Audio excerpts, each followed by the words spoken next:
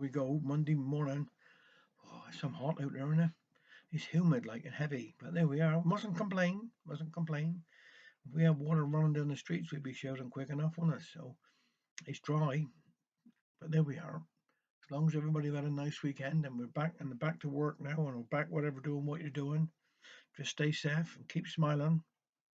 Anyhow, there's a few birthdays. My dear friend Liz Lloyd, it was her birthday on Saturday gone. She's from down there near Prowless.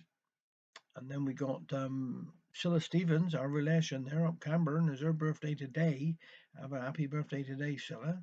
Now tomorrow we got another dear friend of ours, Joan Warren, is her birthday tomorrow, and a special birthday also for David Chapman, the famous David Chapman, of course, from Townsend. It's his birthday tomorrow. So I hope everybody has a lovely birthday and enjoy yourselves. All right. Now I'm doing Herbert Lean one here today. This is Richard's birthday. Postman come yet, Ava? Asked Richard Henry as he came down from bed, rubbing his eyes. No, replied Mother. Many happy returns, said Feather. What are you going to give me? Oh, 'tis my birthday. You got to give me something. I'm 10 years old. How old are you, Mother? Oh, 25 come next Ferny harvest. You said that last year and the year before that. Yes, said Mother. But see what awful weather we're having. A woman to get to 25 and then stop still for 10 years. They're different from men, quoted Feather. How old you, Feather? Asked Richard Henry. Oh, make up for yourself. I started work when I was 10 years old. I've been working underground for 20 years. I know, said Richard Henry. 30. 33, said Mother. He was almost sick for 3 years and never counted that. When I was 10 years old, my father gave me 5 shillings for my birthday. What did I do? Went out and bought a pair of hobby boots and a miner's hat. Started to work underground up Dole Coast and been working hard ever since. Better fit, I bought a penny black lead pencil and learned to use 'em. I'm waiting for the postman, said Richard Henry. Uncle Matty never forget me. Last year he sent me a money box made like a little house. Yes, said Feather, and wasn't long for there ought to have been a notice in the window, house to let. Aunt Martha made a very nice trousers out of poor Uncle John's last birthday, remarked Mother. Yes, and when I wore 'em I had some job past the pub every day, said Richard Henry. Oh, here's Aunt Martha, Mary, coming up the path now. Mind you thank her for her birthday present, Richard Henry. Feather said, I thought somebody was coming. Several teapot is took out and tablecloth down. We always use newspaper weekdays. As soon as Aunt Mary entered the kitchen, up goes Richard Henry and thanked her for the present. Oh, that's all right, she replied. That wasn't much. That's what Mother said, answered Richard Henry. Some words have different meanings, said Mother. I know when I took Richard Henry up to school first day, the teacher told him to sit on a form for the present. She haven't given one from that day to this.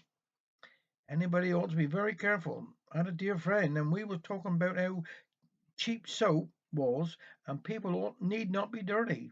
Next day 'twas her birthday, and not thinking, I sent her a little box of toilet soap. She sent back to me when 'twas my birthday, saying how she hoped or how she heard the soap was going up. Couldn't call it many happy returns, remarked Feather. How many birthdays did Adam have? Asked Aunt Mary. Oh, you don't know yourself, do you? Asked Mother. Only one, replied Aunt Mary, the same as all of us. After that, we keep up the debt every year. Takes some keeping up for you, mother, brother. We got 12 children, more debts than what's on the debt pudding.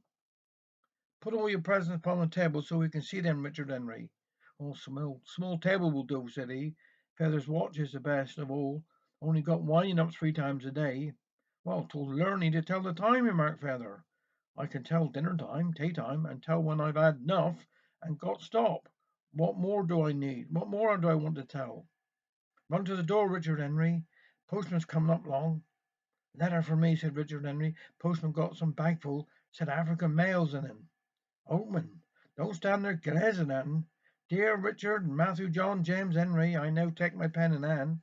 One taking his mouse both, said Feather, to write these few lines to wish you happy returns on your birthday. Enclosed, please find a Kruger sovereign. Haven't forgot to put it in like you did for, asked Feather. No, here 'tis, said Aunt Mary. 'Tis lovely, real gold. You're a lucky boy. Yes, said Richard Henry. And now look upon once a year. I'd rather have a mouth organ. Knocks at the door, and Richard Henry answers. "'Tis the postman come back. He forgot he had this parcel for me." "Who's it from?" inquired Mother. "I don't know till I open. Where's the knife?" "Untie the knots and save the string," said Mother. At last the string come off, and out fell a mouth organ with two sides to it, and a card from Farmer Giles, hoping Richard Henry would come up into his garden and play it to frighten away the birds. "The very thing I wanted," said Richard Henry. "I'm some glad." Good old Farmer Giles. Father shook his head and said, "The only thing I hope is I catch a cold and get hard of hearing again, then I shan't hear ye playing it. Now come on, draw up your chairs. I got a nice hot teddy pasty each." Father started to sing "Happy Birthday to You." Mother told him to shut up. He was frightening the canary. Have a nice day.